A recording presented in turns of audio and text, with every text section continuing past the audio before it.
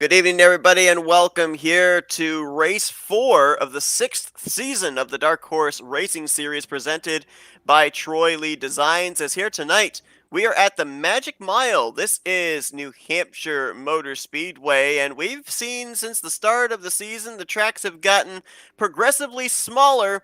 Here tonight, it's going to be one of the smaller configurations of the season before we eventually get to a couple of short tracks. So we'll see if we get some short track racing IndyCar style here tonight. Seth Cole being joined here in the booth by Matthew Rodriguez. And Matt, great to have you back. We've seen this track last couple of seasons bring about some interesting finishes and almost had a couple of surprise winners along the way. Interesting finishes is one of the highest points on that I would bring out. Obviously, there was a very controversial finish last season. I know at least one or two drivers that would like to have another shot at that, but with going into this season, books are open. Anyone can really take this race. I don't really have a favorite picked out in the field today, believe it or not. Yeah, I ended up seeing a lot of varying speeds. Some drivers doing some short runs, some qualifying runs during practice, some other drivers with the long runs. One thing that I kind of noticed that seemed to be something everybody was doing, I don't know if they were just forcing the issue a little bit harder than they would, but I saw a lot of guys spinning off a turn two. Not a lot of banking to be able to lean on here at New Hampshire. Yeah, realistically, with it being a very flat track, what really needs to be in the top of your mind tonight is tire conservation. We cannot be burning up this right front. We need to take care of our tires for later in the run. But also, this is where these guys get mad props because you still have to maintain that speed, can maintain that pace, and pass here at a track that is very notorious to pass at. As we take a look at our 40 Raceware starting lineup, the 63 and the 64 in numerical order there on the front row. AJ Hobson, his first pole of the season. Andrew Wood, we've seen him in two of the last three starts be very competitive up at the front. He hasn't quite had the finishes to reflect just how good a race car he's had, but he has the front row. You'll notice that pretty deep in the field, matter of fact, didn't even put down a qualifying time. Two-time winner, back-to-back winner, Craig Forsyth, starting all the way back in the 12th position. I don't know. Is track position going to be really that important here tonight? I mean, at least in my experience, Forsyth got hit on the pace lap. It was Luis Nunez. Looks like he got a little bit loose just trying to work with the tires. Ended up going right into the side pod of Forsyth. Forsyth continuing on. There's Nunez in the 14. See any visible damage on either one of those race cars, but then again, looks can be deceiving. Haven't even taken the green flag, and already a couple of drivers with some issues. That's it. I saw Craig's microphone pop up, and I could tell he probably had some choice words. I'm not going to repeat those, but definitely that kind of shows you how hard it is to get off these corners. Yeah, the drama's already started as the green flag now in the air here at New Hampshire. And again, we mentioned the fact the track's a mile in length, as Forsyth already making it 3 wide back there, but the track's a mile in length. We kind of consider car track. Around Andrew Wood. Oh, he's in the middle of the track. Oh, look out. That's Joe McAdory. Had to take evasive maneuvers to the left, and I don't know if he got the steel guardrail or not, but everybody else, for the most part, avoided Andrew Wood. Yep. Andrew Wood got a little bit of the steel guardrail on the right rear. Doesn't look like it got affected way too much. Looks like it's really just pushed up in the middle of the spoiler. But man, early problems. Andrew Wood, man, long, did it? Andrew Wood cannot catch a break.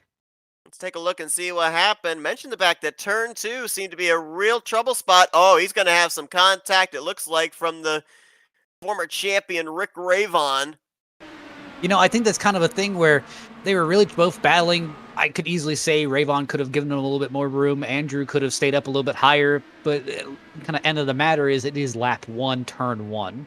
So it's kind of the big thing. And Gap Whack definitely did play a little bit of a toll into that one. Unfortunately, looks like Andrew just got a little bit of a bad bump on the exit of 2 that ended up knocking his nose into the fence, taking the whole wing with it. And at that point, he was upside down and at the mercy of everyone else. Great avoidance.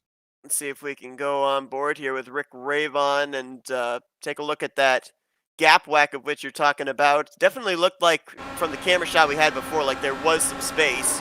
Oh yeah, you can definitely see there is a little bit of space there between the 1 and the 64, and unfortunately, Andrew Wood on the receiving end of the damage. And boy, we talk about the fact that it's very early on, didn't even complete the first lap. That's a faster pair for Andrew Wood. He's got to run now I mean, the it's a faster remaining. pair and a toe. Yeah, exactly. 2 laps lost. He's, I believe, just now. No, actually, I thought he was coming off of pit road. He's still sitting on pit road, so he may lose a 3rd lap. So, Seth, let me kind of bring up a proposition to you. We've had some hard feelings the past couple weeks, at least kind of going all the way back to Pocono, going on to Auto Club, and I can't really vouch for what happened at Kentucky, but at least I know some of the sentiments with some of the drivers about how they are raced. And, us drivers are a pretentious bunch. With how we're raced and how we expect to be raced. I mean, we're 4 races into the season. How do you take instance like this as a driver this early in the season, knowing you're trying to gain points, and how do you shake stuff off like this? Well, it's very interesting you bring that up because, you talk about what we've had for the precursor 3 races, some hurt feelings, maybe some rivalries along the way, and then we head here to New Hampshire, who, if you remember back 2 seasons ago, it was a great battle that was going on between Jim Brooks trying to get his first career win and the eventual champion of the season, Robert Maleska III, and there was some controversial contact for the race win in that one. So, you take everything that we've had here at the beginning of the season, you compound it all into coming here to New Hampshire, a place where certainly scores can be settled. I don't know. I mean, we've already seen some drama here before we've even completed lap 5. It looks like Gary Corley had a little bit of blinking issues, but I'm looking back there. Eric Peterson, man, dropped an anchor. He is falling. Gonna lose a spot there to Jari Brupacher in the 49, making his first start in the season. We saw him really do well last year, second half of the season, and they're both going to get bypassed by the 18 of Jeff Hysong. Boy, the thing that's kind of worrying me is especially when they're double wide coming off of turn 4, that's another thing that I was noticing in practice was double wide off the final corner. That car on the outside line, as the run goes on, they have to bail out of the throttle or else that thing just plows and hits the outside safer barrier. And hearing you say that does not make it any less scary, unfortunately. No. And that's really what comes into mind of, hey, as we keep running away, and look at AJ Hobson here. AJ, I'd love to see him do well, but look at AJ Hobson. That's where you have to kind of get into that mindset of not overrunning what you have. Hey, yes, you have Rick Raybon behind you. You want to get away, but keep your same pace. Don't push harder. Don't burn up that right front thinking that you can gain a little bit of advantage on him, because Rick may be saving tires here. He's in draft. Now, draft does make the car handle differently, but you got to think, he's just there, and he doesn't even have to get on your bumper to kind of make you feel at least a little bit pressured. Don't make mistakes. If you think you're burning up the car, just give up the spot. I want everybody to watch this battle here with the 63 and the 1. Hobson trying to hold off Rick Raybon. Oh, actually, might not even be able to hold him off there as he went a little wide through 3 and 4, and Raybon's going to take the top position. But watch these cars when they come off of turn 2. You're going to see a specific moment when they come off the second corner and hit the back straightaway. Watch how the back of the car bogs down. Right there. That transition from the banking to the flat, that's where the car unloads and where we've seen a lot of drivers in practice and maybe even in this race. We'll end up seeing drivers maybe get a little loose off of that corner. And as we saw with the Andrew Wood and Joe McAdory contact, there's a steel guardrail down there separating the infield from the racetrack. So you make contact, you're going to make hard contact. It's going to rip that car apart. It's not going to feel nice. Actually, Seth, I got a fun fact for you. You know when AJ Hobson's last win was? Don't actually. Well, good, because we weren't broadcasting at that time. It was Dark Horse Season 2 at Auto Club. Wow. That was his last win in 2020. Guy has not won in 2 seasons. You got to think, hey, this is one of his best shots to kind of go out there and kind of show what he's got. You think he's going to take advantage of it? Absolutely. Long winless streak there for AJ Hobson. This season has not gotten off to the start he would have liked. Right now, 14th in the point standings. He does have a top 5 run, but only 1 in the 2 starts that he's made so far. And right now, to your point, riding a long winless streak, would like to snap it here today at the Magic Mile, but he's about to have his hands full for second place, because as Rick Raybon gets away for the race lead, Charles Teed is breathing down AJ Hobson's neck. Now, I do remember where Charles Teed's last victory was. That was back, if I recall correctly, season 3 at Iowa. So a short track, maybe going to be able to get another victory at another short track here in the Northeast. You know, realistically, Charles Teed, Charlie Teed, Charles Teed, his results don't really show what he's been capable of and what he's been showing out the last few races. If I tell you his last 3 finishes, it will shock you. A 10th place at Pocono, a 7th place at Auto Club, and a 17th at Kentucky. Where at Kentucky, I believe he only finished... Actually, no. He did 130 laps. Man has been top 5, top 10 for almost all of these races. Yes. And it's kind of the same story. A great start, very strong, and then somewhere around the beginning to mid portion ends up getting in an incident and has to claw himself out of that hole, and just at that point it's either too little too late, or the car's too damaged, or he's just out of it. Well, he is in a dogfight right now with AJ Hobson, and one thing I was noticing in the early going, and I don't know if it's just the way that these drivers are carrying so much speed in the corner that they have to, but they're not really running down on that flat. You'll notice there's like a transition of the asphalt down the bottom, and then you see the darker gray asphalt up there on the top, and that's where most drivers have been running, up there in that dark gray.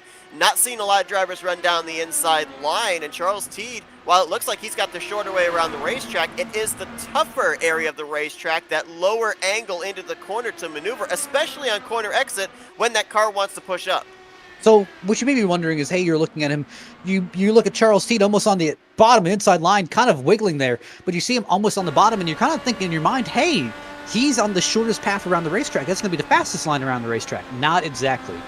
Realistically, what Charles is doing here is he's kind of burning up that right front a little bit more. He's sacrificing it, but he's trying to get that shorter run across the racetrack and then kind of drive up in front of AJ Hobson, trying to take his line away.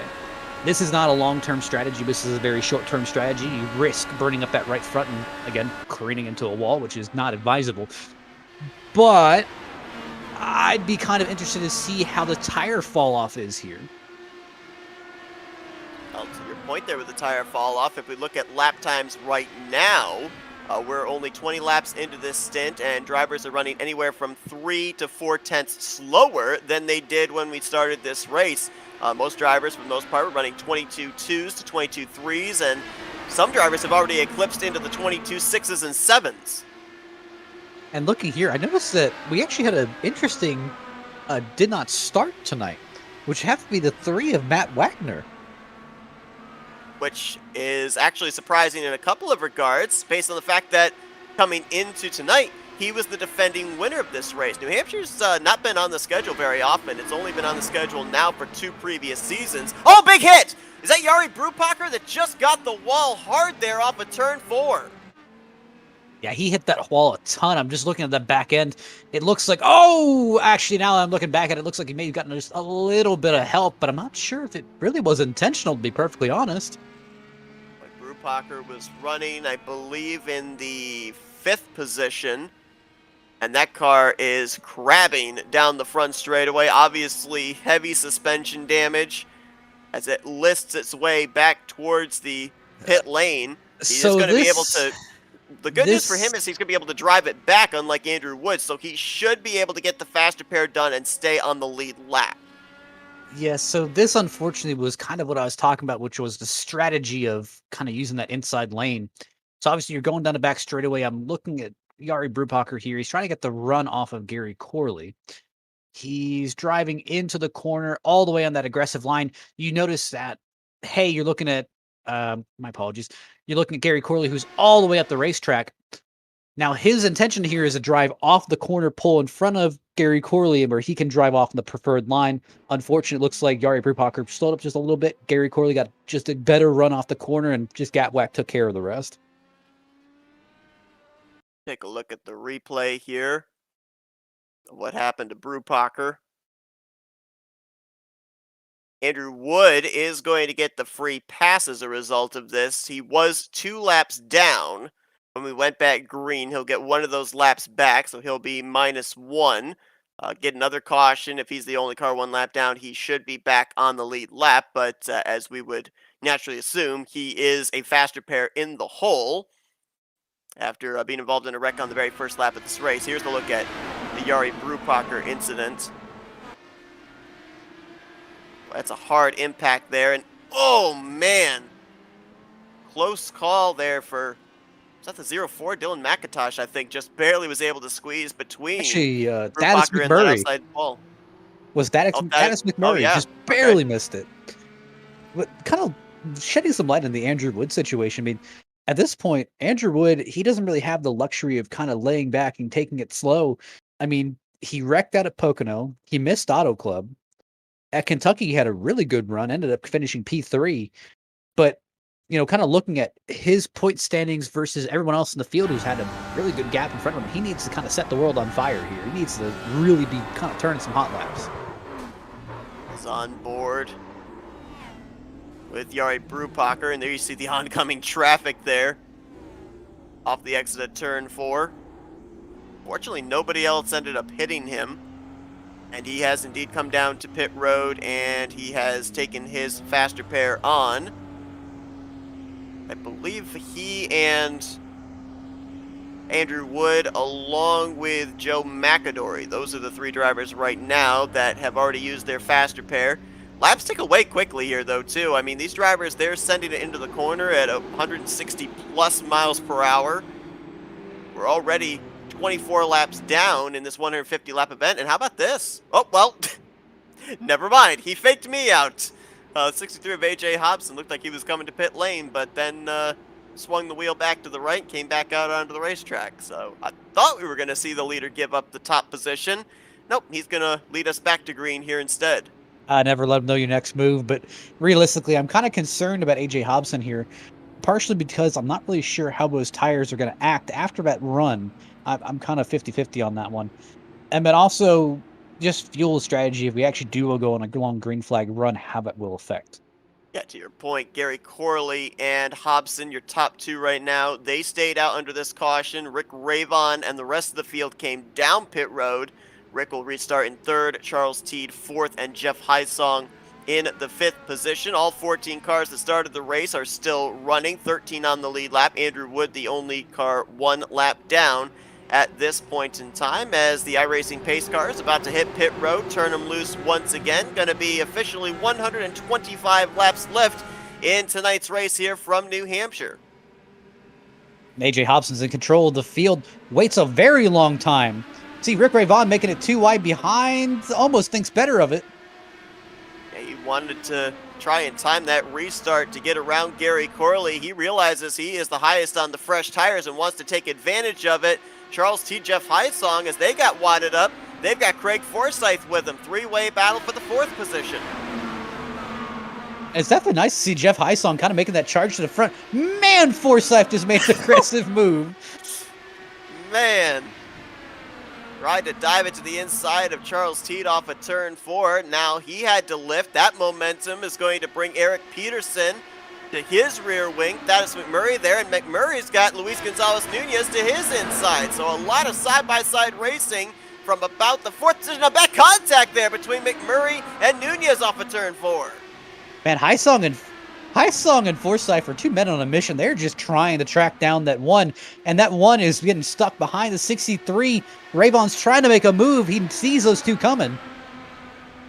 Peterson trying to pick up a spot on Craig Forsyth for 6th. Rick Ravon's going to go to the point. He should be clear into turn 1 on AJ Hobson, and he indeed will be. Rick Ravon trying to join Craig Forsyth as a multi-time winner this season. So far, the 1 and the 27, the only cars that have found victory lane so far this year. Keep looking back here through the field. I mean, you could see how tough it is to pass, but definitely new tires aid that a lot more. I'd say realistically, the most passes we're going to see is obviously on restarts with the tire differences, but we're also going to see a lot of passes during pit stops when, again, there's kind of that new to old tire deficit, and we're going to see a lot of people trying to take advantage of that, trying to jump on it. See Forsyth, or my apologies, Heisong still battling AJ Hobson. Charles Teed almost hit the side of Gary Corley. I think Corley might have gotten the wall. If not, it was close. Might have brushed the outside wall with the right side tires. Corley's been dropping like a rock. He does not look confident in that car. Well, remember, too, he's on now 31 lap old tires. Oh, right behind! Oh my AJ, gosh, is that McMurray? That is McMurray, and I think he just got sent to the afterlife. I think he just rode the catch fence. My gosh, we just saw that in the back region of the camera shot. No caution, though. How is there no yellow? Is it because it was considered off the racing surface? Well, I mean, that is McMurray just paid for a general admission ticket. He's probably sitting in the stands right now. But realistically, behind them, there was no immediate car that would have brought out the caution. Now the It looks caution's like out. caution's out. I don't know if that's admin thrown. I'm seeing David Cook, though, I don't is... believe it was admin thrown. I Whoa. believe it was Eric Peterson. Eric Peterson spun out of the corner. David Cook just came to pit Oh, no. road. Eric Peterson looks like he had some contact with Oh, Gary wow. Corley, and oh Yeah, that no. whole front wing is gone on Eric Peterson's machine. And Eric was actually really moving his way up towards the front. I think he was around the, what, 6th, 7th position. So we got a couple of replays to look back at. Let's first look at the incident that did not bring out the yellow. That is McMurray. And then we'll look at the contact between Corley and Peterson. David Cook came down pit road with no front wing, got some damage repaired. I think actually he might have been the one that got involved with Thaddeus McMurray here in the 37, as we'll see into turn 3. So I will say that Luis Gonzalez Nunez have not had a good night. Yeah. And we need to retrieve Thaddeus McMurray's car from the grandstands. I think it's stuck in one of those pieces of shrubbery over there off of turn 4. Yeah, it was a 3 wide with Nunez on the bottom. David Cook was in the middle, and Thaddeus McMurray was unfortunately on the outside. I can't really fault this on Thaddeus McMurray because he was holding the outside line. There's really nowhere he could go. It just kind of got squeezed. I mean, again, you can always use that mindset of it's lap 30 of lap 150, kind of back out, take it easy.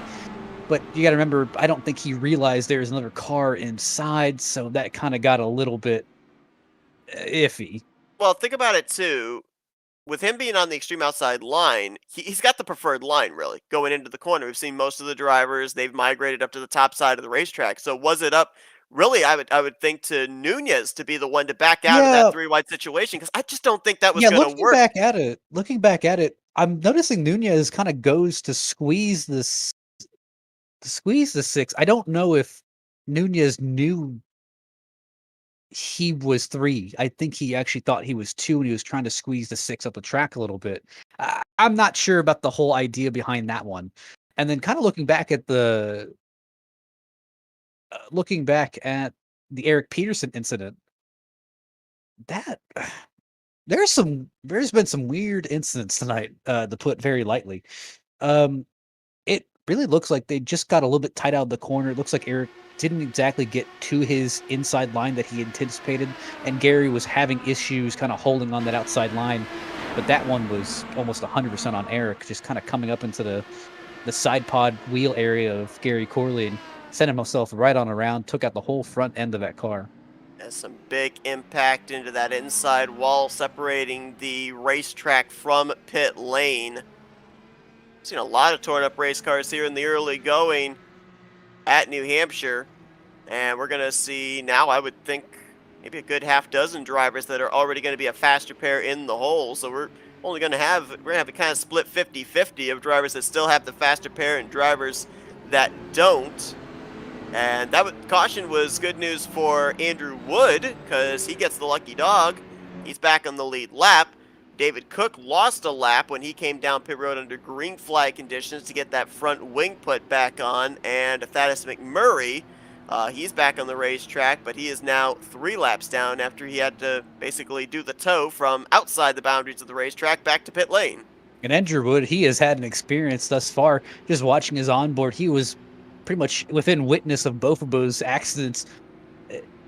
At that point, I mean, seeing as how this race has had 3 wrecks in the span of 30 laps, 2 cautions, but 3 wrecks in a span of 30 laps, would that change how you race the rest of the race? Or would that make you more cautious? Or would that just tell you, hey, does that incentivize short-term gains of, hey, if I can quickly drive up the field, or I can quickly pass 2 or 3 cars, there's going to be another caution, another lap, and I can reset and do it all over again? Well, I'm almost wondering if kind of the question I posed to you earlier, if maybe that's why we're seeing them be so aggressive in the early going and may not see any change once the green flag drops again, is the fact that track position is so important. It's so difficult to be able to complete that pass on the inside. Everybody is going to be up there on the top line, the preferred lines, that you have to take a lane that you might not be quite as comfortable with down on the bottom to try and complete the passes. You kind of put yourself in a bit of a perilous position. So get the spots while you can, while everybody's bunched up. Jeff Highsong looks like a man on a mission. I have not seen that man be so aggressive here at this track, but he is really trying to push it as Greg Forsyth now drives away. But Rick Ray Vaughn, I think it's really going to be the Rick Ray Vaughn, Forsyth, and Highsong show today. Unless Charles T can kind of shift into a seventh gear and kind of get up there.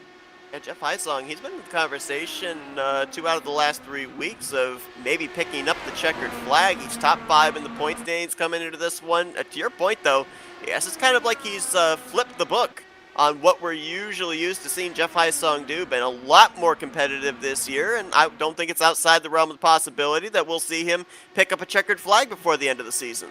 And it's definitely one of those welcome changes where, again, you have guys that you root for in the series and you want to see them do well. And seeing that season progression of season after season continuing just to ramp up the performance to a point where they become a constant threat every week, that is amazing.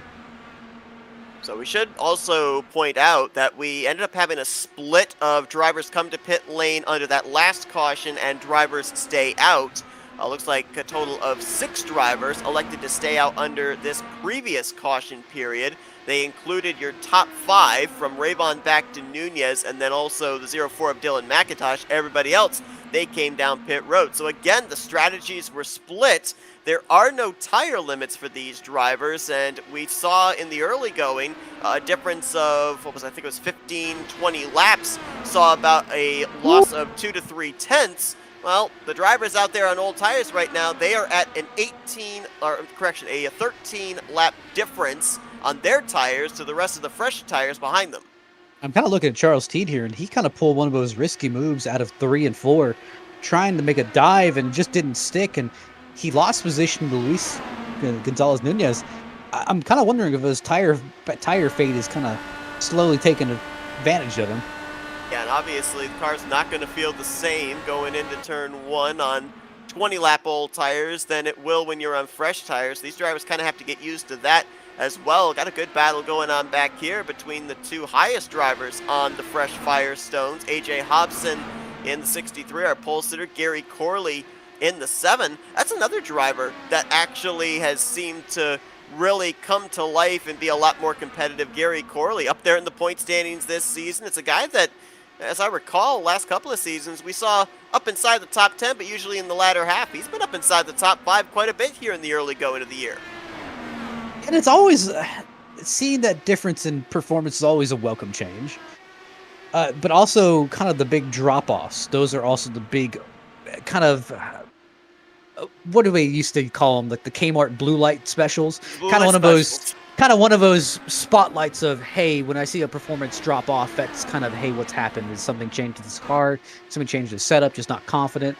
And that could be for a whole variety of reasons. Drivers settling into another long green flag run potentially here, nearing 100 laps to go. These drivers so far this season, they started things out at the 2.5-mile Pocono Raceway. We then went to the 2-mile Auto Club Speedway. Then we went to the 1.5 mile last week at Kentucky. We're here at the Magic Mile at New Hampshire. These guys are getting an off week next week. Then they'll be back at it when we head to the desert at Phoenix. And I found it interesting that New Hampshire and Phoenix are the 2 tracks that are next to each other with the off week in between, because when I think of New Hampshire, when I think of Phoenix, a lot of similarities in the fact that there's not a lot of banking in the corners and whatnot. So, the guys that we're seeing be up at the front here today, are they drivers that we're then going to point the finger at in 2 weeks' time, since it's somewhat similar in terms of the layout and configuration? Reasonably, yes and no. Obviously, yes, because it is a kind of similar set of track layout where you can kind of point similarities saying, oh, yeah, this looks similar to this track and such.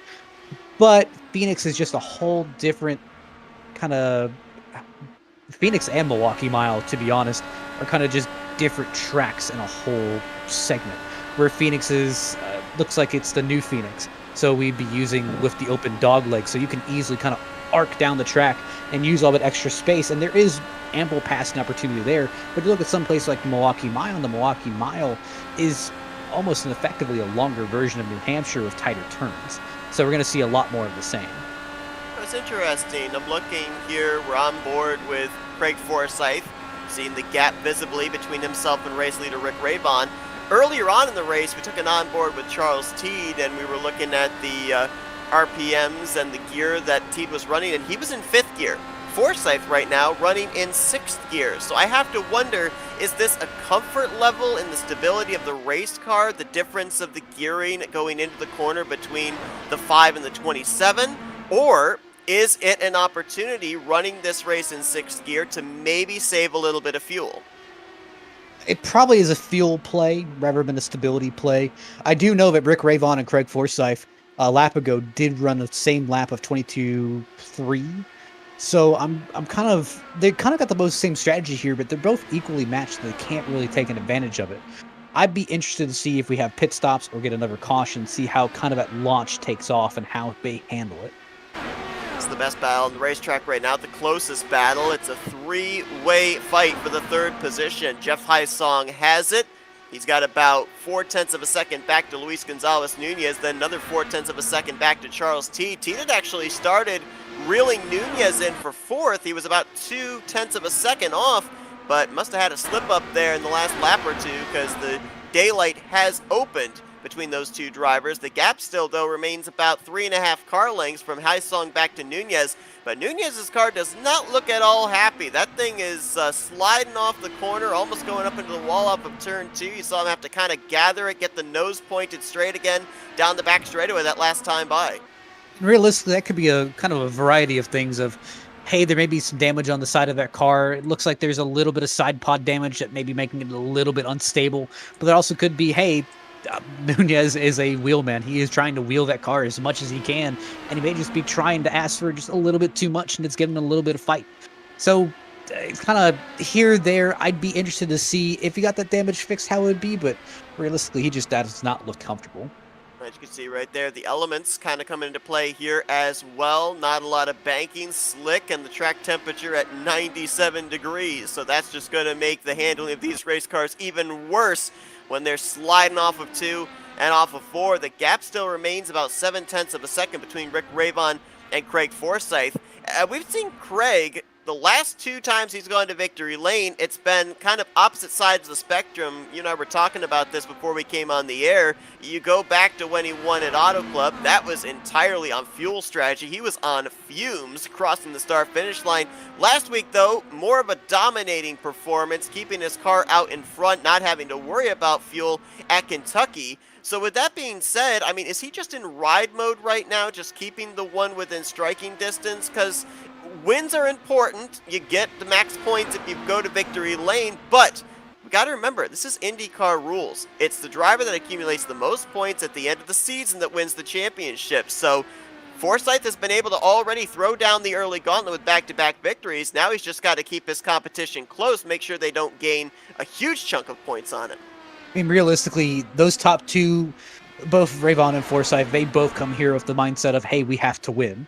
Because realistically, that's what it's going to take to win this championship. Because realistically, if Ravon slacks off, Forsyth will take advantage. If Forsyth slacks off, Ravon will be there to capitalize. That's what the big thing is. So we're going to be battling 1-2, I'm going to say effectively all season. But it's going to be who has the better runs, who has the more momentum. Where I'm kind of liking Forsyth here today. He has the previous momentum at Auto Club. He has that at Kentucky. He's on a good roll. But obviously this track is kind of a momentum changer. This is how I really say, assert dominance for the next few races. Looking at New Hampshire this week. Then we have an off week next week. And then we go to Phoenix on September the 11th. And then obviously you've got Michigan. We're going to go ahead and just erase Michigan from our minds right now. And then to Milwaukee. These are 3 very similar tracks like you were telling me. They're 3 very similar tracks, and they're going to drive a lot the same. So it's, again, reason to believe if you do well. Oh, we got Yuri Brupacher sliding off a 4 down pit road. Nobody hit him. He didn't even hit the pit wall. No caution will come out, though. Yeah, definitely a big slide. I actually think he legally got on pit road. I think he did. He may have violated pit road speed, though. Well, he's very lucky. That car came to a stop right in that opening there to get to the infield. That pit wall did not hit the pit road wall either, separating the racetrack from pit road. He got very lucky with where that spin was. Nunez is coming in for a pit stop. Yeah, so this is something I was just about to bring up. we didn't know exactly what the fuel window was for these guys, but we knew that at the mile-and-a-half track last week, they could go about 29 to 33 laps. So I was going to be generous and say they could probably go about maybe 40 to 43 laps here at the mile racetrack, and that's about the time now that Nunez is coming to pit lane. So we're going to see others. Here they come. Rick Ravon, Craig Forsyth, the drivers that stayed out under the last caution, now having to come to pit road under green flag conditions. So they rolled the dice, Matt. Now they do not need to see a caution because this is a track that you are guaranteed to lose a lap at when you come to pit road under green flag conditions. And that's the thing, they all got their mind set, and realistically, like you said, a caution can immediately destroy all of their strategy, and now you're just basically in recovery mode. Jeff Hysong going to give up the lead to come to pit road here. Charles Teed going to get a lap lead. He should probably be on pit road next time by. That would then turn the lead over to AJ Hobson, who won't have to be to pit lane for another 10 laps since he came to pit road along with the rest of the other drivers behind him under the last yellow flag. Just looking at this here, AJ Hobson, that's an interesting strategy. I don't know about that. I mean, regardless, well, okay, actually, yeah, now I know why you're kind of pondering it because, yeah, all the drivers at pit right now probably can make it on one more stop. AJ Hobson, if he has to come to pit road in, say, the next 10 laps, that's going to be roughly, we'll say, 70 laps away from the end of this race. He's going to have to come pit road again. So all these guys right now that are coming onto pit road, they're going to probably be able to come to pit lane only one more time. Hobson and company, if this thing stays green, they're going to have to be on pit lane twice before the checkered flag. Yeah, it's a interesting roll of the dice. I think he's betting on a caution. I think he's betting on something to happen that will buy him at least a better strategy. It's going to be a kind of risk versus reward, hoping for the best. Andrew Wood, we saw him up and over before he even completed the first lap of this race. He's now the new race leader. That's Luis Gonzalez Nunez getting his lap back. And there's the caution. It's Charles Teed. And sadly, I knew it was kind of one of those matters of time. That's a Teed had. Oh, this is what I've been talking about. Did he that kind of coming off of pit road? I mean, that car was just exiting on the apron of 1 and 2. He's the only driver I saw, at least on my telemetry, that was slow. I can tell you exactly what happened because I've done this personally. He had pit limiter on. The moment he got out of pit lane, pit limiter went off, and he probably had his foot pegged on the pit limiter. So when he hit the pit limiter off, it gave it full beans, immediately going out of pit road on cold tires. And at that point, there is nothing he could do. Boy, it's one of those embarrassing mistakes, but it's one of those we've all been there before. Here's a look at it. Very fortunate for him that there was a lot of runoff there when he spun out.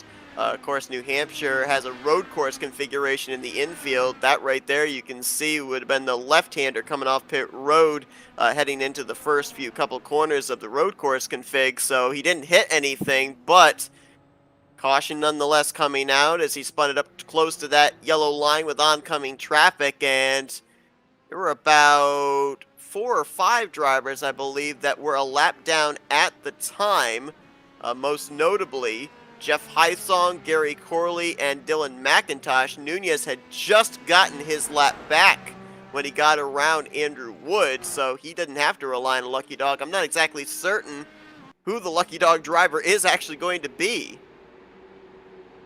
I am divided. Again, this is kind of one of those nightmare scenarios that a lot of these guys did not want to happen.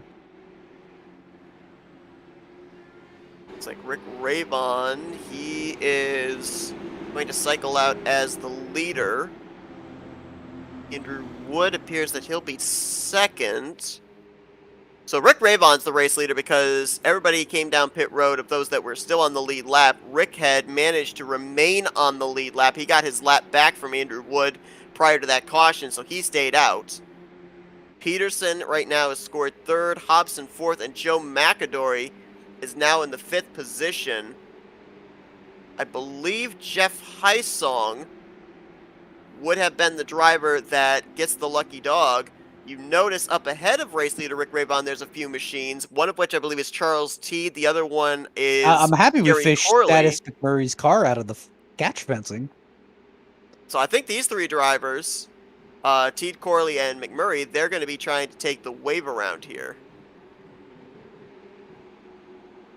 So if everything cycles around the way it should, we'll have 11 drivers on the lead lap here. Yeah, I'm looking at Andrew Wood. I think he's really set himself up in a good position here. Yeah. All things considered. Yeah, we talk about, drivers that have great runs during the race, but they don't have the results to show just how good a cars they had.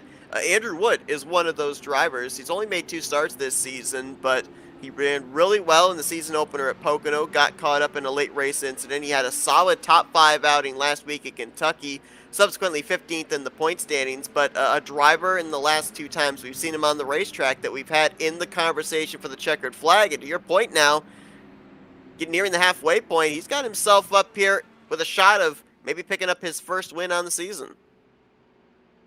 That's kind of a far cry from how he started this race sideways, and it kind of brings it back a little bit to my memory of, hey, do you remember the one who kind of got him into that situation? Yeah. Yeah. Could be a very some food for thought. Restart. Just some food for thought. So I believe that the lights are out. Yep, we are going back green this time. Rick Ravon going to get us back underway, and we'll be at the halfway point of tonight's race here at New Hampshire. Andrew Wood lined up second, Peterson, Hobson, and McAdory the top 5 as, man, things wadded up again. And Hobson is going to bypass Eric Peterson on the top.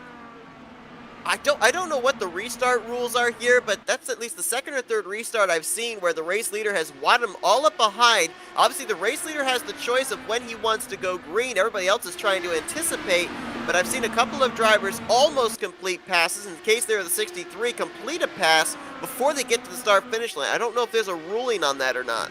Well, I'll actually come to the defense of Rick Ravon. That actually was nothing he did.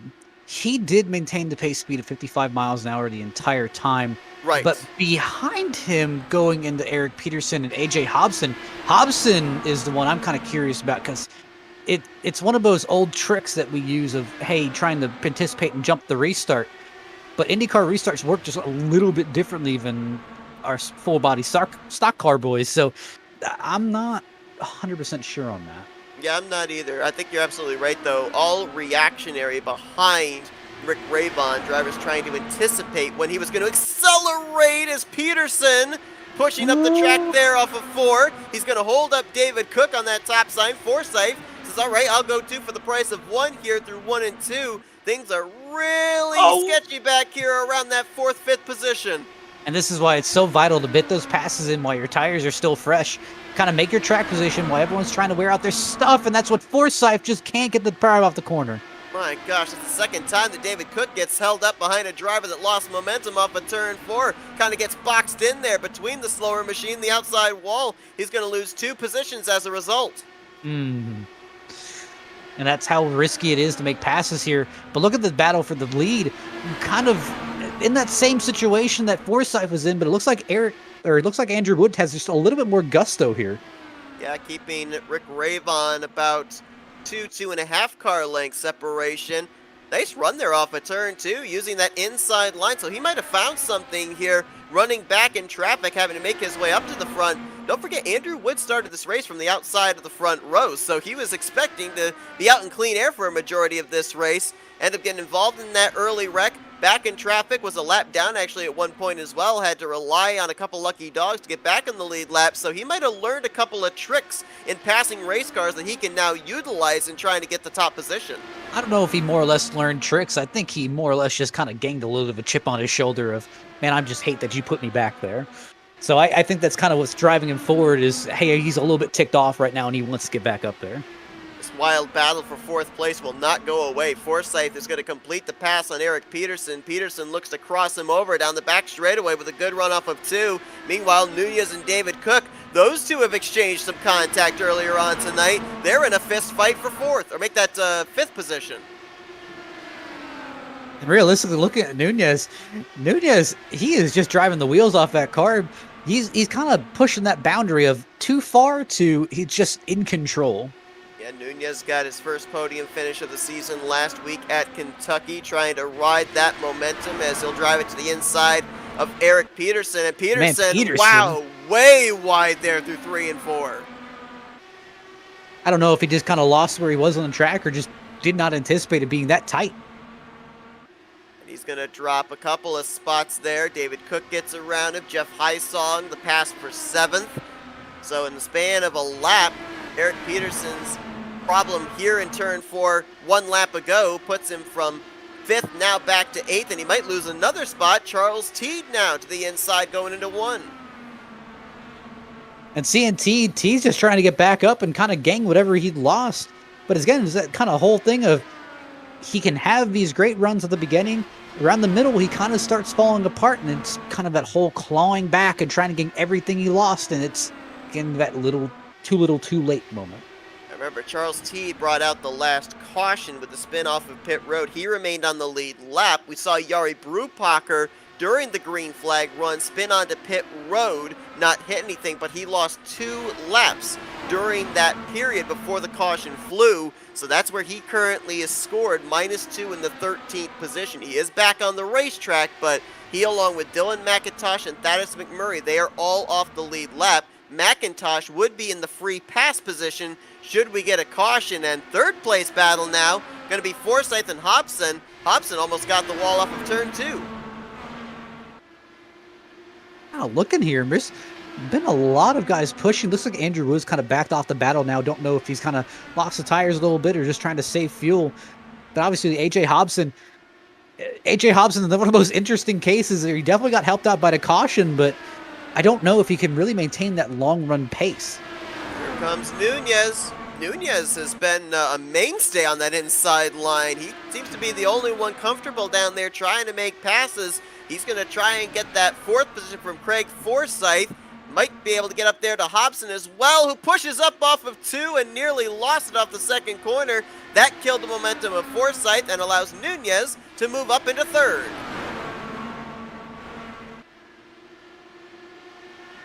It's kind of like a little bit of a hornet's nest. That's it. Hobson's, he's really trying to drive that car, and I'm not sure if it really has it in it. It looks very unstable. Yeah, you could just see right there off of turn 2, yanking on the wheel to try and get it to turn left and not go to that outside retaining wall. Now, he is on equal tires to everybody else, so you're probably wondering, well, why would he be struggling while others are getting around him? A lot of that is how much you abuse those race tires in the early going, how much tire heat is built up. The tire heat in those Firestones is going to basically determine how much turn you have on corner exit. And that's the thing, you don't want to turn that right front into a literal Firestone, because that's exactly what it will feel like. It will not turn. And that's the biggest thing you want to avoid. But you obviously have to maintain that pace, where I'm looking at Andrew Wood, and I'm thinking he burnt off that right front with how much he's dropped off in pace. Charles Teed tried to get the spot from AJ Hobson there. That would have been 7th. He'll dive it down to the inside again here through 3 and 4 as Hobson continues to free fall through the field. Lost a spot to Jeff Hysong last lap, so Hysong now up to 6th. Possible battle brewing up there for the 3rd position between Nunez, Forsyth, and David Cook. Less than a second separating those 3. David Cook, he has just not looked as comfortable tonight as you would expect on a lot of the tracks that he showed up at. I mean, Auto Club, he was one of the guys who, great condensing to win, but he just has not looked comfortable in New Hampshire. Yeah, really interesting that David Cook and Craig Forsyth both foregoing qualifying and getting themselves good starting track position. Forsyth has been able to work his way up here to the front. David Cook was involved in a wreck back, I think it was the 2nd caution of the evening, and he has since been able to work his way back up here inside of the top 5. But I'd love to have been a fly on the wall and find out why there were a number of drivers that decided not to qualify in this race. Jeff Hysong back there in 6th position was another driver that did not lay down a qualifying lap time. It really could just also kind of equate the confidence where, I mean, if you don't feel confident at a certain track, or you're maybe expecting a kind of a harsh start where just some of these guys may not have the get up and go that you expect. Again, I may be more partial to not being up at the front of the pack. I want to qualify in the back, or I don't want to qualify at all. Well, another thing that will give you an air of confidence is knowing that you have a faster pair still available in this race, and there's not many that fit that bill right now. Rick Ravon, Craig Forsyth, Jeff Hysong, Charles Teed, as well as AJ Hobson. Those are the drivers right now on the lead lap that have a faster pair left. Dylan McIntosh, who is right now one lap down, also a faster pair left. So, I mean, 14 drivers took the green flag, and only a half dozen still have that mulligan available as we're nearing 50 laps to go. Just kind of looking here.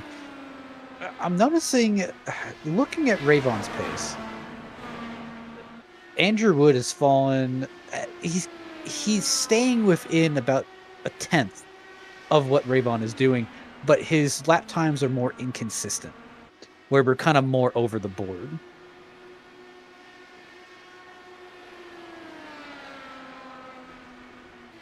Battle for third is really the closest battle on track. Things have spread out all the way through the field.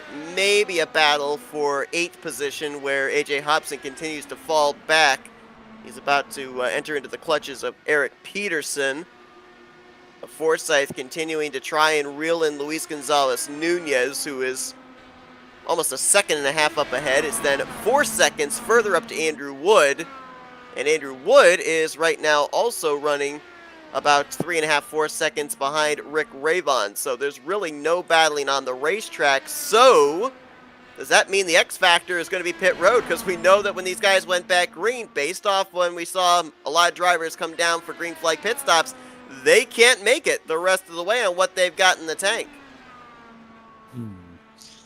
And that's going to be the big thing of how much fuel do I need to load in my car? Do I need to take tires? Should I take right side tires only? Or it's kind of one of those things where if I can tell you on a stock car, hey, I can throw right side tires on it, I can leave the left side tires on, it'll make the car turn. They'll turn very well, by the way. It'll turn very well, but realistically, I'm not really sure in an IndyCar if that will help you or if that's exactly what you want here. Well, we've got a bunch of racing coming up this week. Be sure to tune in this Tuesday night. In the Great Lake Truck Series, they're going to be short track racing on their own. They're going to be at Five Flag Speedway.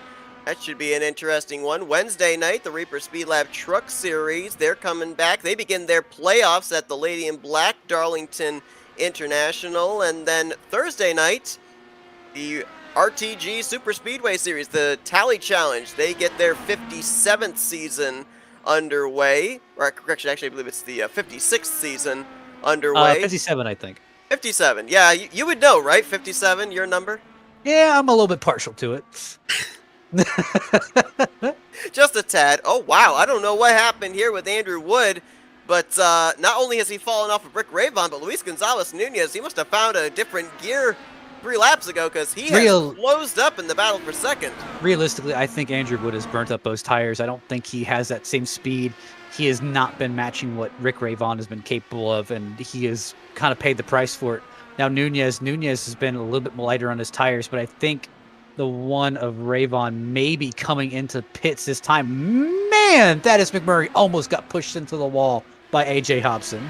And to your point, Ravon indeed hitting the pit lane. Got to make sure you don't speed here because you could be throwing away a victory. Now, coming to pit road with 45 laps to go, this is lap 35, I believe, of his run. Boy, the big question mark right now is, did he come to pit road when the fuel window opened to be able to make it the rest of the way? Or did he come to pit road on the final lap of his stint? Because if it's the latter, that means he's going to have to come to pit lane somewhere in between, 6 to 8 laps remaining if we stay under green flag conditions. Seeing the surprising lack of cars, I think he's trying to make it to the end on this stop. So he's just trying to get enough fuel in it to make it to the end. So I think other guys may be running it out to the end of their stints, and they're going to take a lesser amount of fuel. Now, that's going to be a little bit iffy. I'm interested to see how that one works out. Yeah, if we end up let's also take 6 laps away from Rick Ravon as well, because he stayed out under the last caution, and he had 6 laps on his tires at the time after he had been able to race his way back on the lead lap when we had that caution about in the middle of green flag pit stop. So if we take those 6 laps and add them to how far he went, yeah, that might have actually been a pit stop he had to make out of necessity, and we might see the rest of the field down pit road in the next 6 to 8 laps. Well, then again, that kind of goes into forcing people's hands.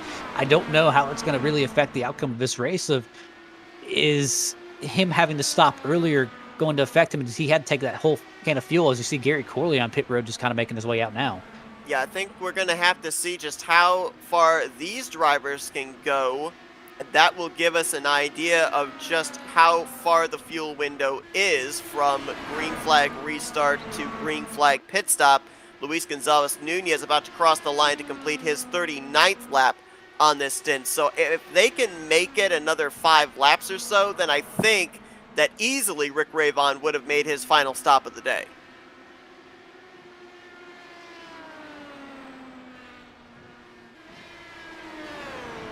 Craig Forsythe's coming down here now. Yep, Nunez in as well. That'll turn the race lead back over to Andrew Wood, but for how long? David Cook starting to reel him in. Andrew Wood looks like he's making his appearance on pit road this time. Same thing as David Cook. Yeah, Charles Teed was on pit road there with Forsythe and Nunez. Not a huge transition from the banking or lack thereof through 3 and 4 to the flat apron. High Song spun it on the entry of pit road. Did lose a bit of time. He was on AJ Hobson as they were entering. Just couldn't get slowed up just enough. And I'm going to eat my words that I was just about to say. I was going to say not that much of a transition, so maybe a little bit easier to get onto pit lane, and Jeff Highsong proving me wrong. Caution! I think that's the main thing. Oh, Hobson. no. No, it's not Hobson. Who is it? Is it Peterson? Somebody looped it. Let me take a look here. I see something happened. Yeah. May have been Joe McAdory. And we had a bunch of drivers coming down. Oh, it was Joe McAdory. McAdory spun it on entry. That was a really late commitment. Oh, yeah, he out again. He had too much bias. I believe that the race lead was about to cycle around to Rick Ravon, so another timely caution there for the 1 car. If that had happened just a couple laps sooner, Rick more than likely would have been -1, would have had to have gotten the lucky dog, which would have put him back in the lead lap, but way back in traffic.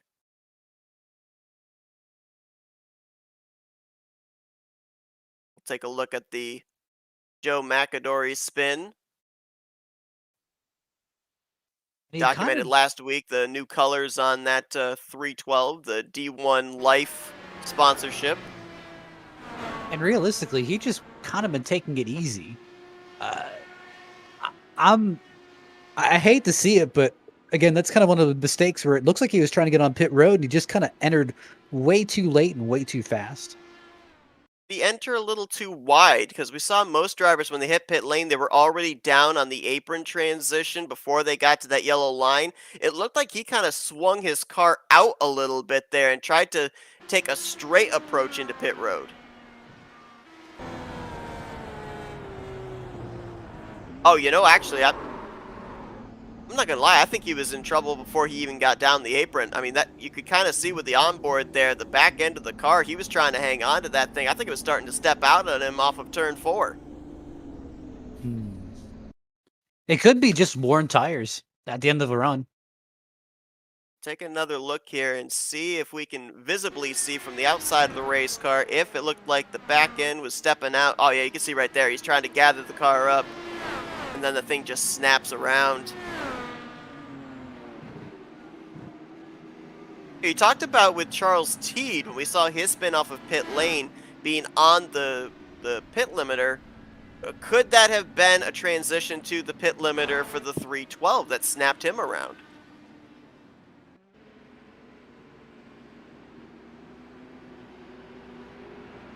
So, resetting for strategy-wise, I don't know if I like the position that Rick Ravon's in. Because technically he had to come in a lot earlier than a lot of these guys. And he's on older tires. Not that older, but a little bit older. The other thing I'd be worried about as well is Luis Gonzalez Nunez has a rocket ship, and he's going to be starting right behind him. We saw Nunez back in the fourth position, and he was able to race his way up to second place, getting around both Craig Forsyth and Andrew Wood. So his lap times did not match Rick Ravon's during that run. Obviously, he was in traffic, Ravon out in clean air. But now will be interesting to see with these two lined up nose to tail if Nunez has anything for the driver that has dominated this race so far today. I mean, look at Nunez.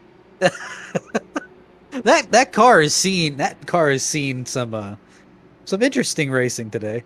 It has. Now, the thing we have to remember there with Nunez as well, he's riding momentum from that podium finish last week.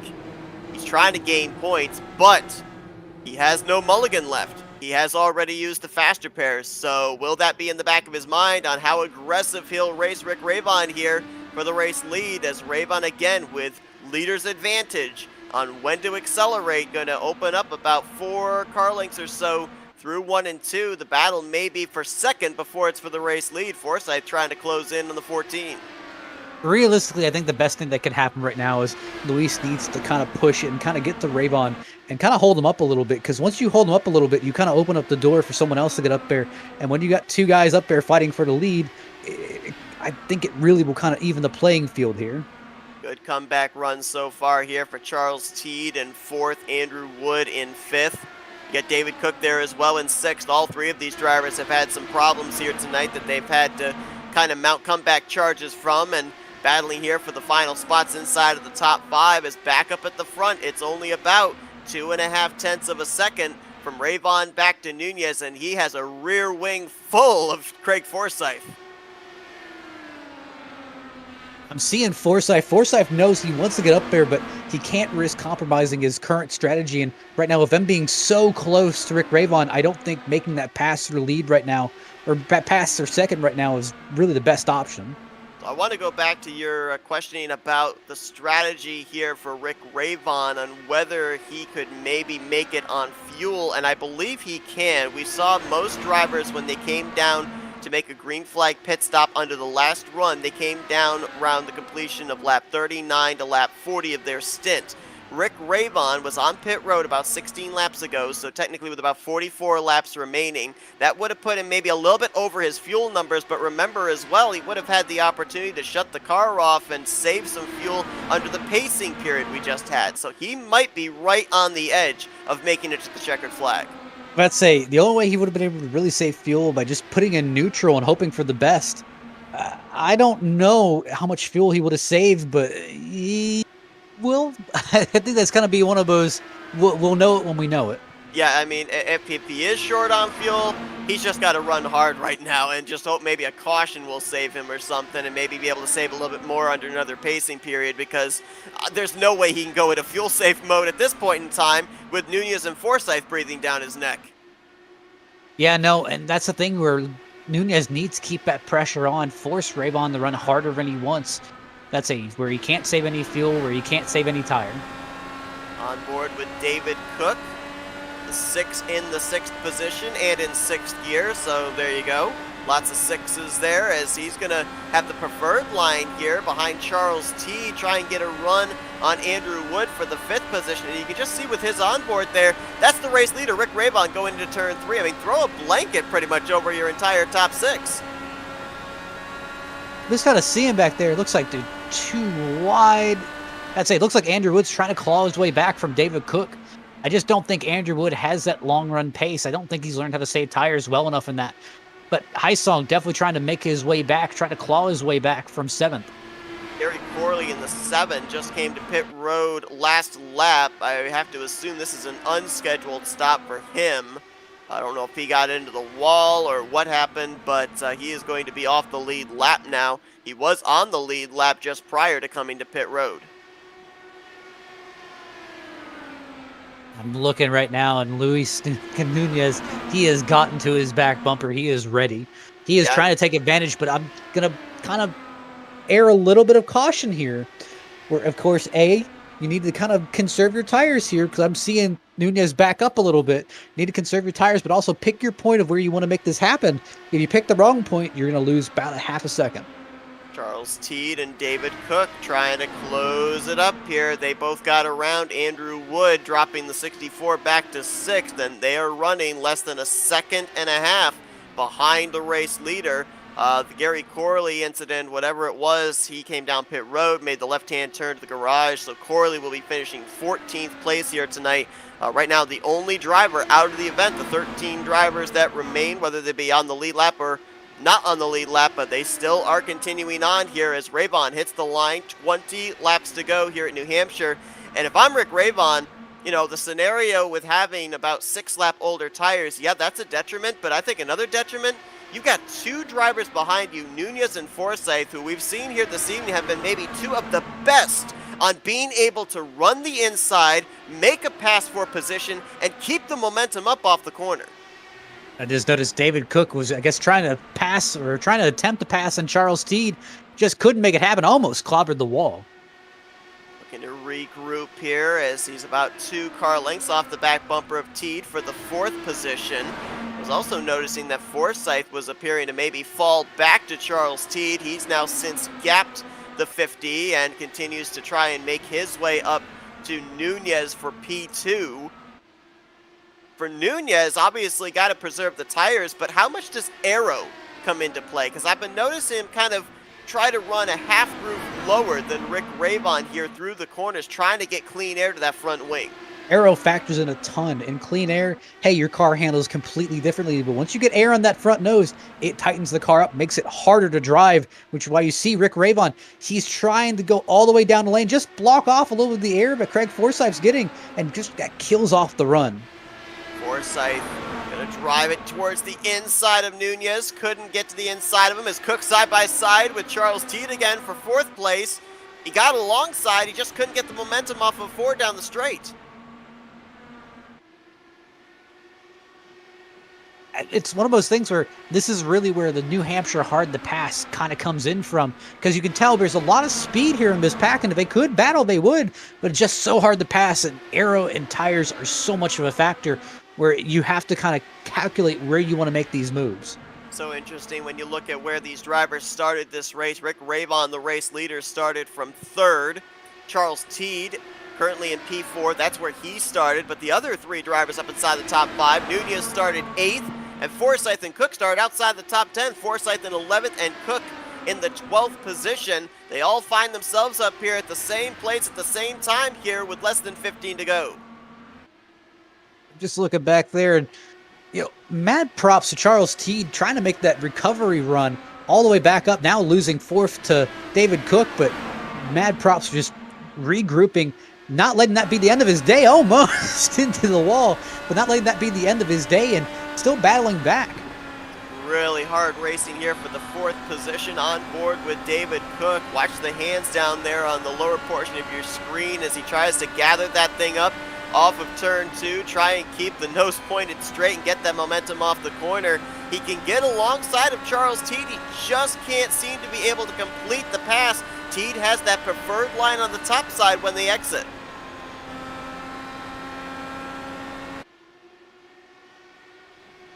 And now Teed trying to take a look there for 3rd place on Craig Forsyth. Man, Luis Nunez just parks it so much in the middle of the corner, and that just opens up the door for Charles Teed to take advantage. Gap between Forsyth and Rick Ravon was 5 points coming into tonight. Rick over Craig. Craig has 2 victories, Rick has 1, and right now, advantage to the former champion Rick Ravon as he is showing the way here by about 2-3 car lengths over Luis Gonzalez Nunez. Forsyth right now hung back in that 3rd position. So Rick Ravon might be able to do 2 things here tonight. Pick up his 2nd win of the season, which would tie him with Forsyth for most wins so far this year, but also open up that points gap heading into next week's off week. That's the thing, you want that momentum going into the off week, so hey, it's something that you can say, oh yeah, I won last week, and then you go and you kind of party and have that fun week off, and when you come back, it's still in your mind of like, oh yeah, I won that race before we went on break. Let's kind of keep that momentum rolling. that race in 2 weeks' time will be at Phoenix as the battle for third continues between Forsyth and Teed. Boy, Teed's able to drive it really low there into the corner. Tries to ride it up towards the left rear quarter panel of Craig Forsyth off the turn, but can't quite get there. And every failed attempt to get to the inside has brought David Cook closer. We're going to have a three-man fight for third place here. Charles Teed is just trying so hard to get by Forsyth, but just can't complete the pass. But I'm seeing David Cook now be on the move. And he is not going to be able to complete the pass there on Teed, who almost got up into the wall off of two. But look at that. Now is into the mix. But that's what I'm telling you is you have to plan out when you're going to make these moves, because look at David Cook. He was side by side with Forsyth in third, and now he's almost fighting for fifth. That's how badly that happens. You know what this reminds me an awful lot of? The Indianapolis 500 that we see at the end of the season for this series, where you try and make a pass. If you don't complete it, you've lost all that momentum, and there's drivers behind that still have the momentum, and they're just going to swallow you up. Obviously, this is in no way Indianapolis, but just the racing style. If you can't complete that pass and you lose that little bit of forward momentum, it's going to cost you.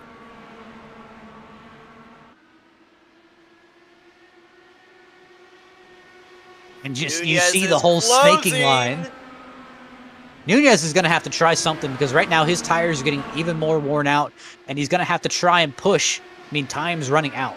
Boy, he had a great run off of two, had closed it right up to the back of Rick Ravon, but it looked like he had to lift a lot sooner going into turn three than Ravon did, and that's what lost him all that ground. The last time by here into turn three, they were literally nose to tail. It's now 3 car lengths.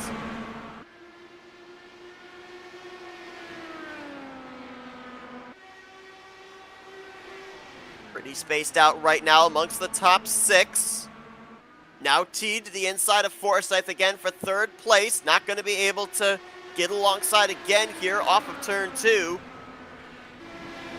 Oh, Ravon! Oh, Ravon! He's out! He could not make it on fuel! That's the thing. That's why he was trying to push so hard. Oh, wow! But you got to think that's a huge hit in the points for him, because now you look at Craig Forsyth. He is now P2. And Luis Gonzalez Nunez is the race leader. I remember last season we were talking about drivers that we expected to probably take a checkered flag. Nunez was in that conversation. He was so consistent every time we saw him. He's got one more mile to close out the deal for his first career win. And you got to think here, Nunez is on the edge of his seat, but that's where you want to really be careful. You don't want to make any more mistakes. Just kind of bring it gently back to the line. And Nunez, how about that?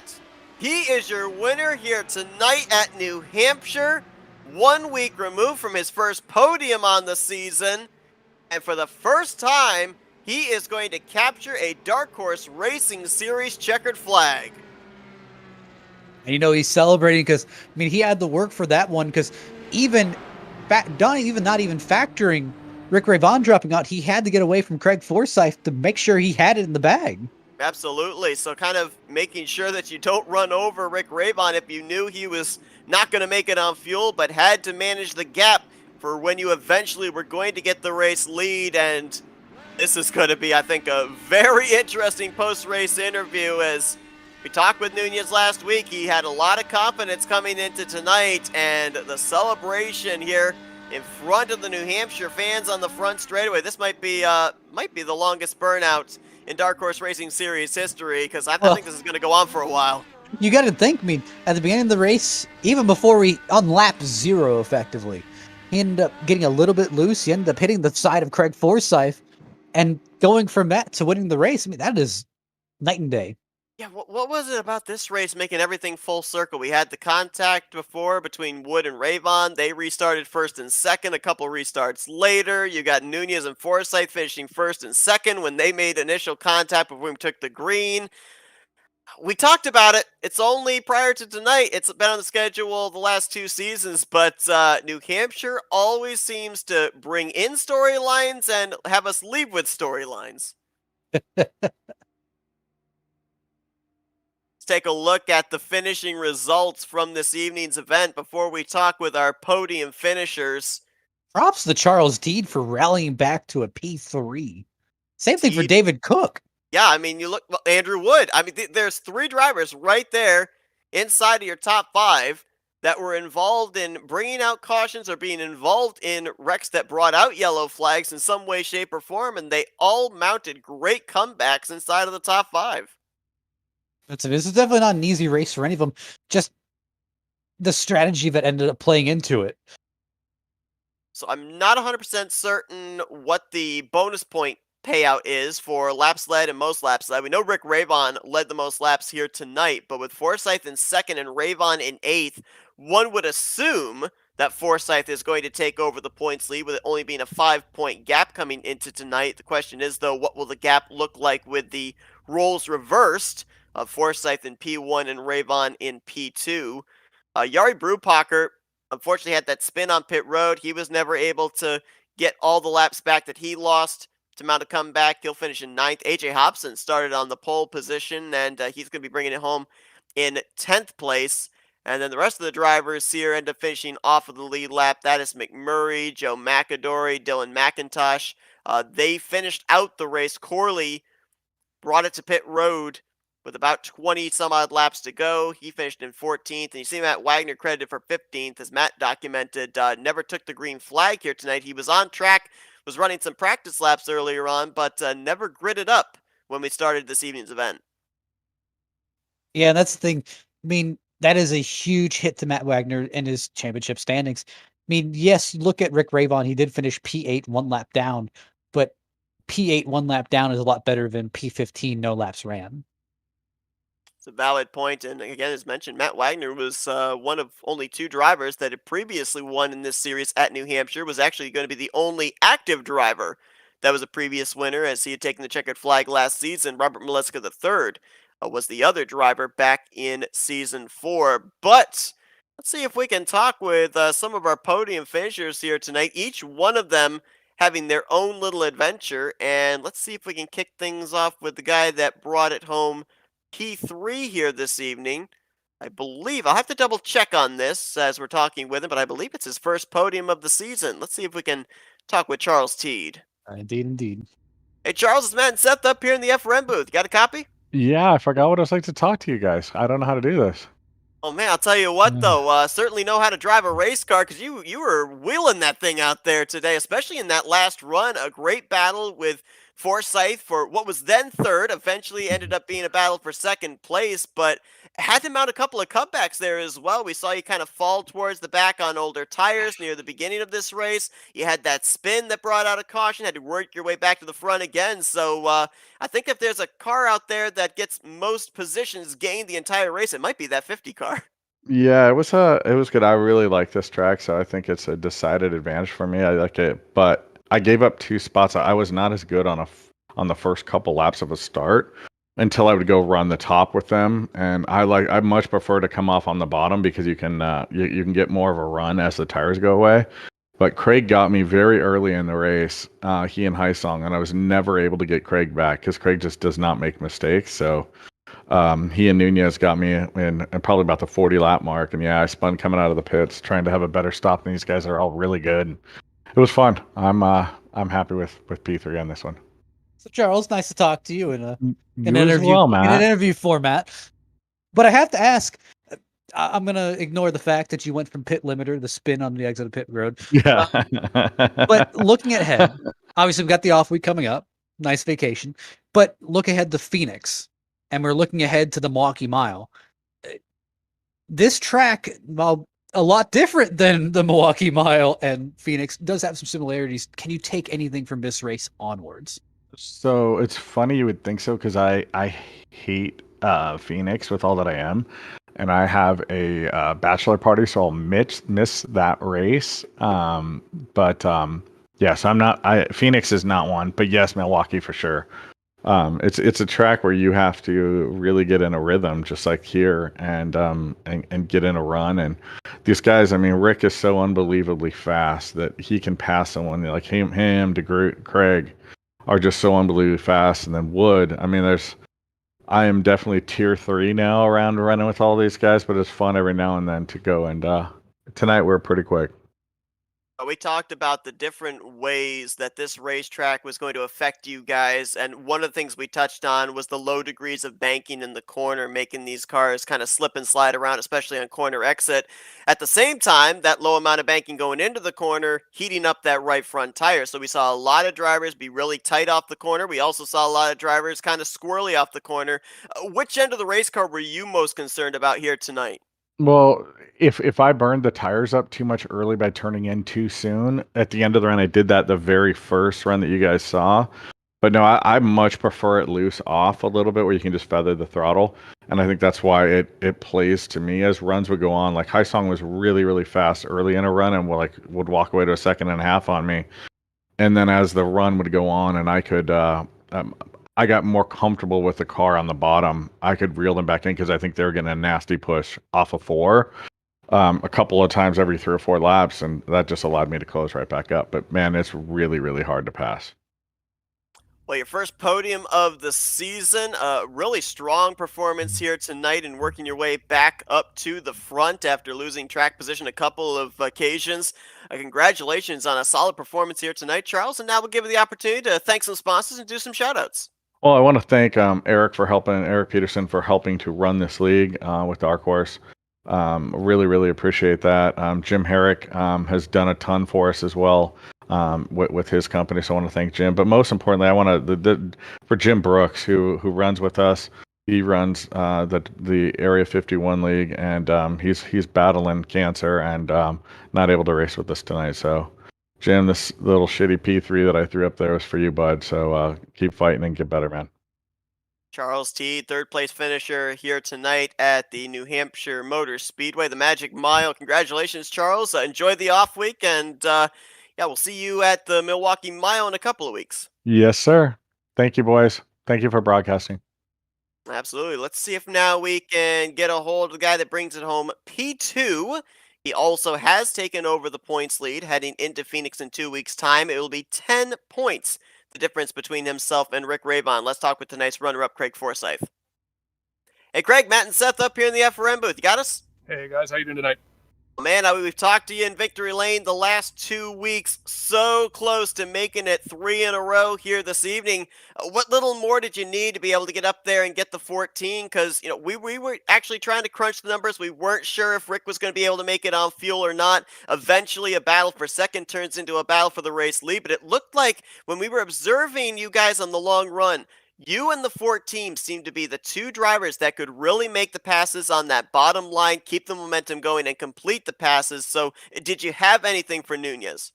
I don't think I did. I mean, once I could get underneath someone and I could just keep continuous lap after lap pressure, you could eventually get just enough of a mistake out of them that, you could sort of weasel your way ahead, I guess is the best. This is a really hard track to pass.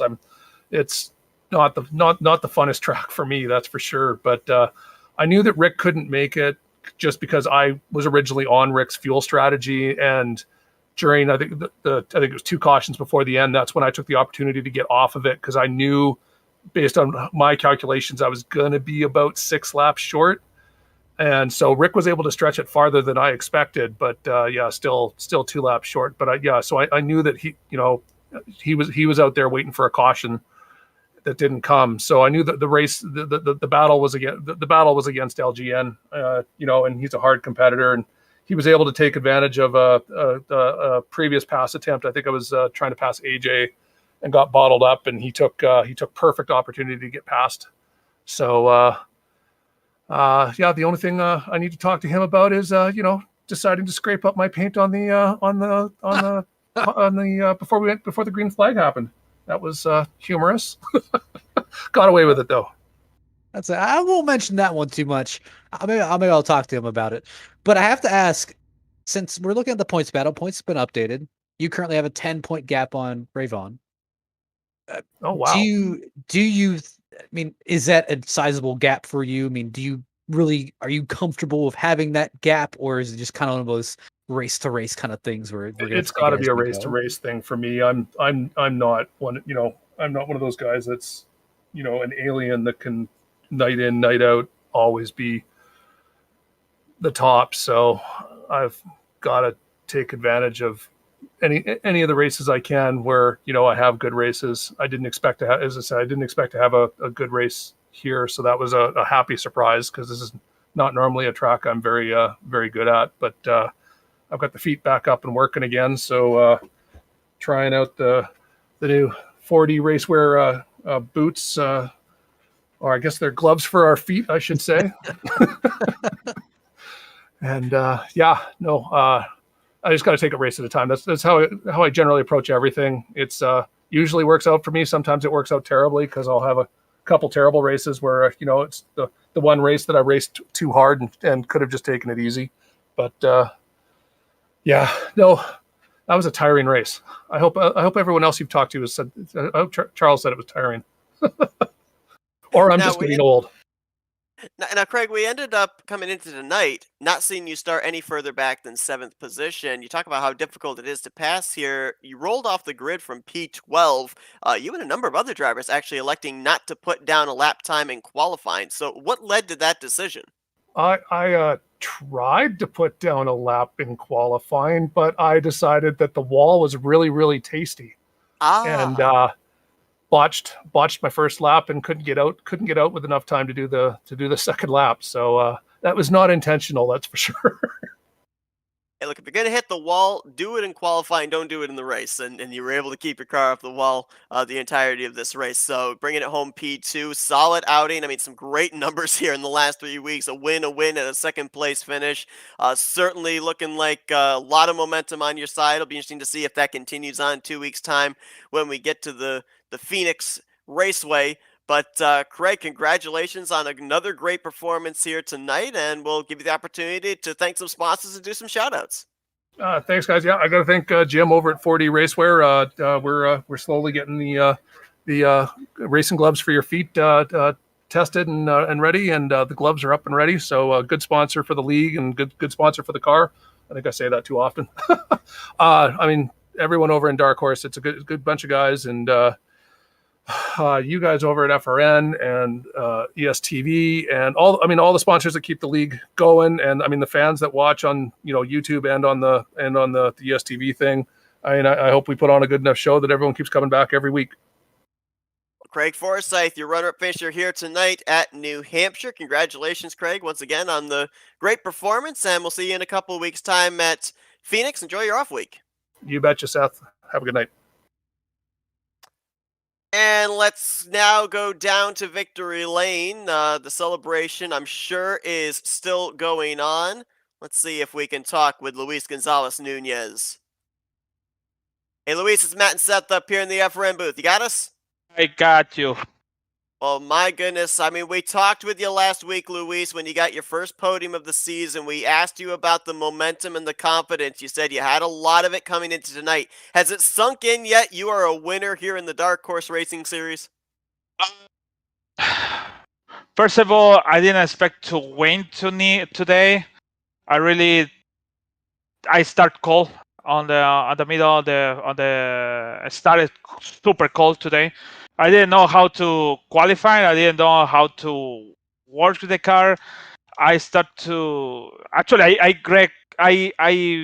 hit a little bit to Craig in the first start, and after that I don't know why the brake bias is too back, and I hit the wall. So I start to the back. I saw I faster than the leader. I saw the timing. So, well, I started to working in progress, and was a super tough race, but we did it. So finally, I didn't expect to win today. I thought maybe I'm gonna get the third position. When I approached to Andrew, and the before last pit stop, and I didn't realize to catch too fast. So I'm really happy for the performance today. Now, Luis, I do have to ask. Yes. Coming from the beginning of the race to lap 0, where you gave Forsyth just a little bit of a bump, to middle of the race where you had speed, but realistically the car was just not stable, to the end of the race where you actually ended up winning it. I mean, what was the mindset and just being able to rally back and not just kind of throwing in the towel? Well, I really thought about that. I really thought about maybe the car is gonna be a little bit bad, but I really trust a lot how the line last season. Sorry, I was a first in the same circuit and the same oval. Sorry, and I learned my mistake at that time when I tried to pass Eric. Was a lap down. I was first with 5 seconds behind the second place. So I said, okay, this time it's gonna be calm down, and if I feel something wrong in the car, I gonna slow down. But it wasn't, so that's why I feel so confident. And what I said, I hit a little bit, Craig. I make a repair. Was 5 seconds, and I said, okay, let's do it slow. And was the car started to taste in the moment. I tasted in each lap. I tasted how far in the inside can go, and I saw the car is going inside a lot. So I go to the extremely hard to going down, and I did it. So there's the car was good in the half a race, and especially in the last one. So in the last 16. So I know if you have a clear air, the car is gonna be more faster. That's why when Rick came in, I left Craig for what 0.7 or 8 in half a lap. So that's because I know how the limit of the car. So I'm really happy for the performance, really. So it's sounding like you and the rest of the field, you had no indication that Rick Ravon was not going to be able to make it on fuel. Is that correct? In my calculation, I really surprised when I came in and everybody came in on the same time and yellow flag is out on the last yellow.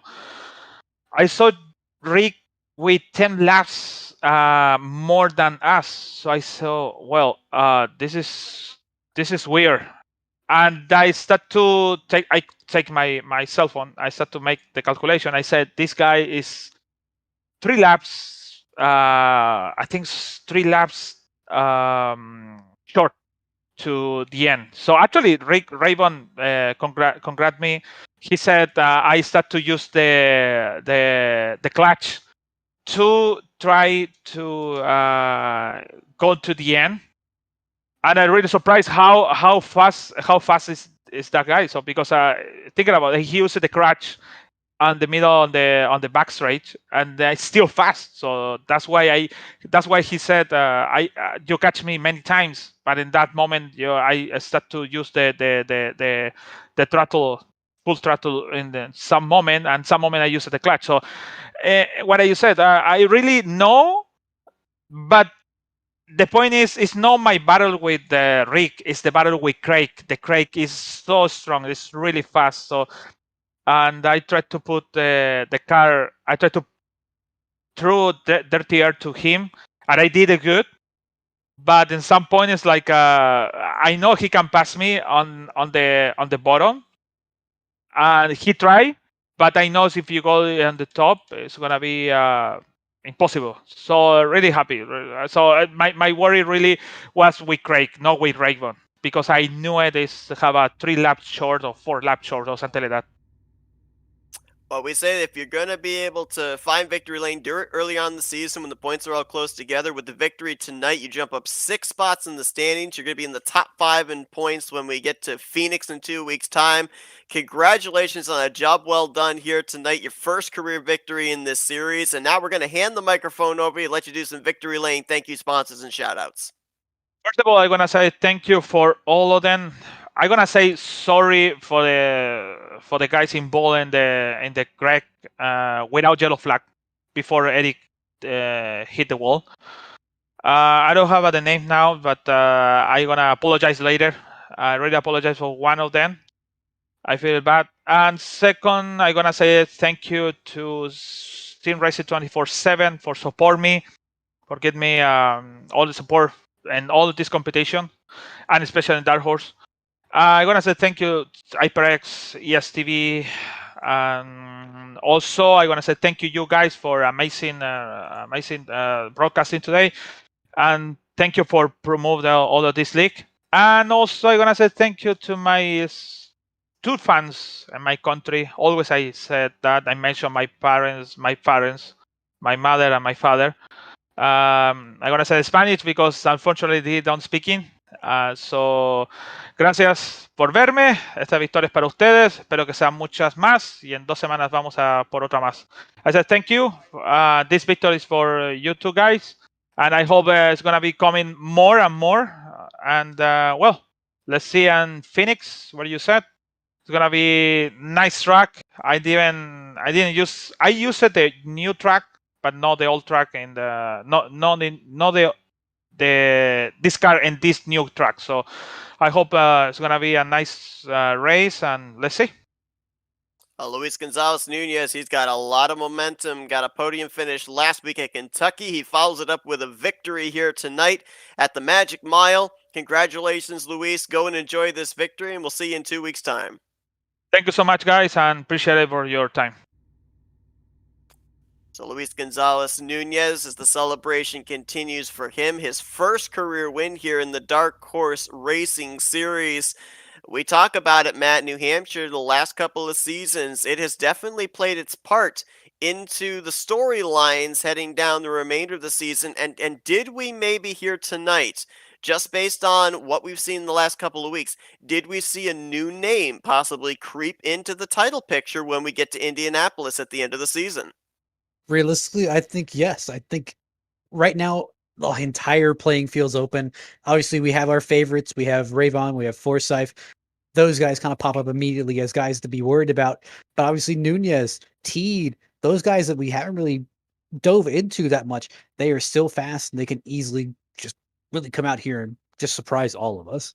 I'll tell you the one thing that in that interview that kind of stood out to me, Nunez said he came into this race cold. He hadn't really been able to know what the car was capable of doing here, and he was able to learn on the fly as the race went on, ends up picking up this victory. He's not all that familiar with the old configuration of Phoenix that we're going to in 2 weeks' time. He's kind of going to be going in cold again, so Field might want to be a little bit worried. That's the thing where certain of these guys, and it's the strangest things, they can come to these racetracks and do 0 laps of practice, and halfway through the race there'll be a, oh hey, I figured it out moment, and they'll just turn on another gear and they'll just pass you all. And then certain guys, they have to come in, they have to do 2-3 hours of practice just to get this track down, and that's how they do best. Everyone works differently, and that's a really big thing.